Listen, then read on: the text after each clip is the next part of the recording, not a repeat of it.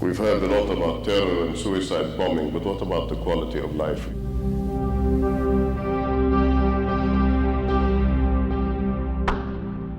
It was tragic to see the stories behind the women and their families fleeing their villages because of men on horseback and planes from the sky, clear government complicity. Angola can claim 2 top billings. It's Africa's biggest oil producer, and it has the highest child mortality rate in the world. At the moment, the effects of climate change are making themselves felt in some of the poorest parts of the world, and that situation is only going to get worse. The global community reels from one crisis to another. Crisis in energy supply, in the food supply, and now a financial crisis.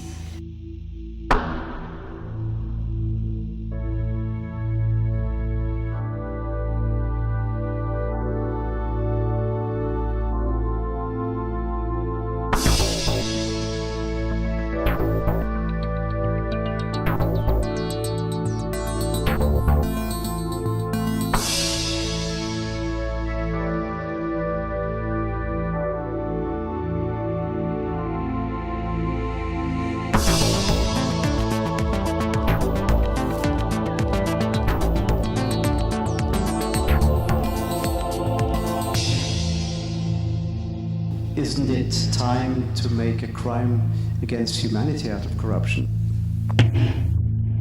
Corruption has greased the wheels of exploitation and injustice since time immemorial.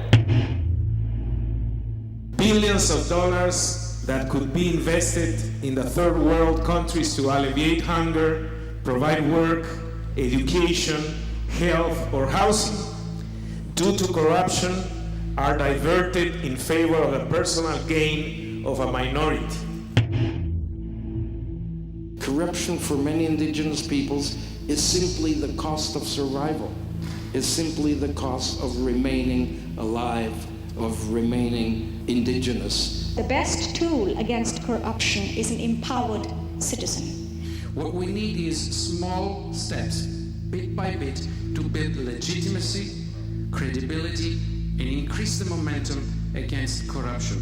Corruption is a major cause of human rights violations, that is very clear, but human rights are also very important tools for fighting corruption. The angle I would like to enter the topic is the role that corruption has played in prolonging the agony of colonialism. Is there any other way of fighting corruption than following the law?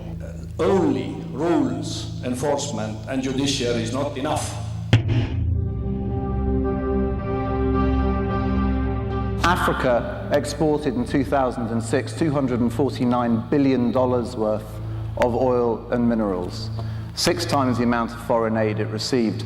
There are 5 strands, we believe, to tackle these issues, one of which is access to resources, revenue transparency, money flows, accountability, consistency.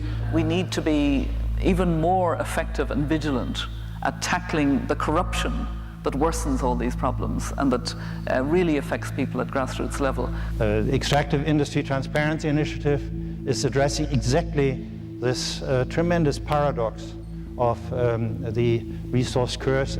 The European governments are not taking the anti-corruption, OECD anti-corruption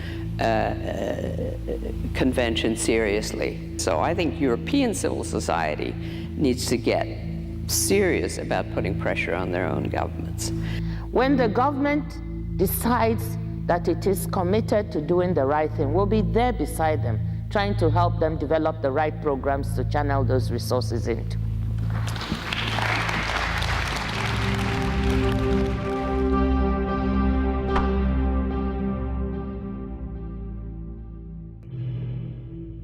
Up to 70% of timber in current markets is from illegally logged sources.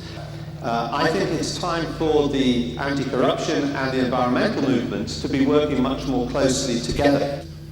essential to transparency at the World Bank and the other development banks is whistleblower protections.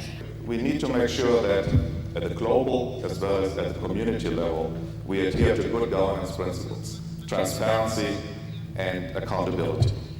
What is the best way of ensuring that our efforts to cut greenhouse gas emissions are not undermined by illegal logging? One critical tool that could be used is the newly minted UN Declaration on the Rights of Indigenous Peoples.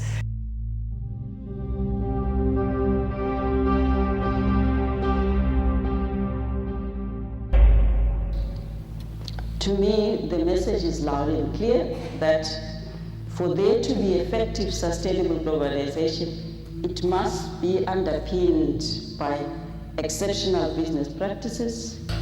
The inequities of globalization are evident in the pain of those far from Wall Street who are affected by slack banking practices in the United States. We could give countless other examples.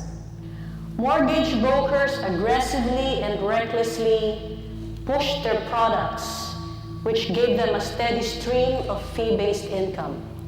The UNCAC has the potential of eliminating safe havens to ensure that perpetrators have nowhere to hide and will not enjoy the fruits of their crime. This is an exceptional motion, but this is an exceptional situation. The IACC Council and I, as its chairman, strongly support it and urge you to do so also. The motion has been passed. Thank you.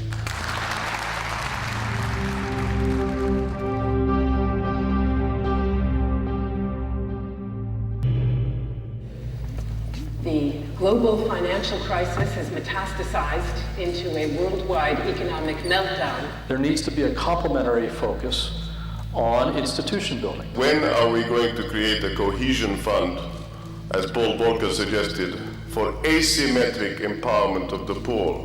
It is our right and our social responsibility to call every official, every employer, and every employee that fuels corruption or turns a blind eye to account.